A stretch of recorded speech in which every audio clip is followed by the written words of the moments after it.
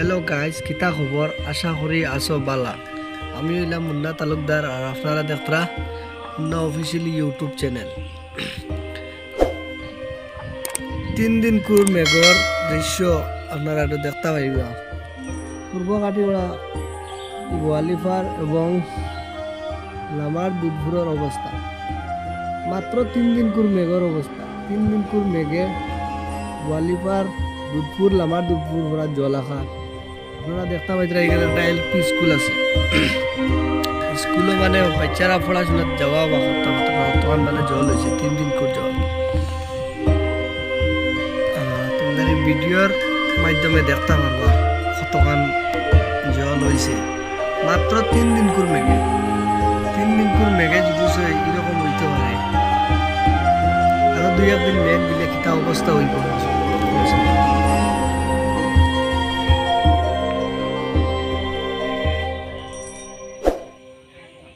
দেখুন সব বাড়ির তলে তলে তলে তলে পুরা পানি ডুবে গেছে। ওই যে বাড়ি দেখতে হবে, এই বাড়ির পিছিয়ে একদম পানি। আর এই যে রাস্তা দেখতরা, এই রাস্তায় মানে বলিবার থেকে দুধপুর বাজারও ডাইরেক্ট কানেক্ট হওয়া যায়, কিন্তু আরো 2-1 দিন মানে মেঘ দিলেও এই রাস্তা পর্যন্ত বুড়াই লিব। বেশ দেরি হইতো না, মানে আরো 2-1 দিন মেঘ দিলে মানে এই রাস্তা পুরা বুড়াই লিব।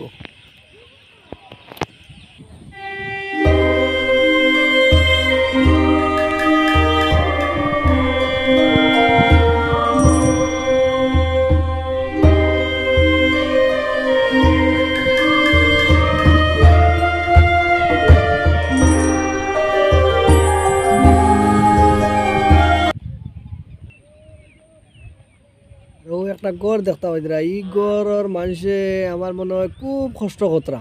মানে চারিদিকে মানে জল, চারিদিকে জল আখার মানে আওয়া যাওয়ার মানে কোনো সিস্টেম নাই আর কি। একমাত্র নাও নৌকায় রাস্তাতে ইয়ে উঠা, গরু বইস জানোয়ার যত ধরলো মানে খুব কষ্ট কতরা। ইস, গরু রাস্তা উঠে গেছে না ইয়া বর্তমানে দেখরাইন। ই গরর মানুষ একচুয়ালি মানে খুব কষ্ট কতরা, মানে একদম গরর কিনারও পানিটা উঠে গেছে গিয়া।